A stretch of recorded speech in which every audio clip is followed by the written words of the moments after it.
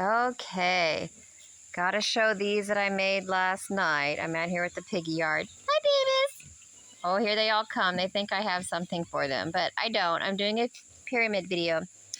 Anyway, this one is Bronzite, and I think I did gold rutile quartz under there with the indigo steel, but it has enough copper highlights in it that it looked fantastic with that Bronzite. So yay, I just so pleased with how that turns out. And then this one, hello little cat. There's a little cat down here too. And a Rosie. Hi guys, and a Rosie. And Daisy butt. Okay, here's this one.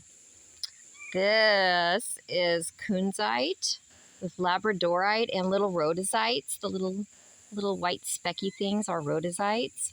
This has clear crystal wands in a layer with the indigo blue steel, with a pink and kind of a grayish layer with a little bit of blue flash. I put a little blue flash in that bottom layer too.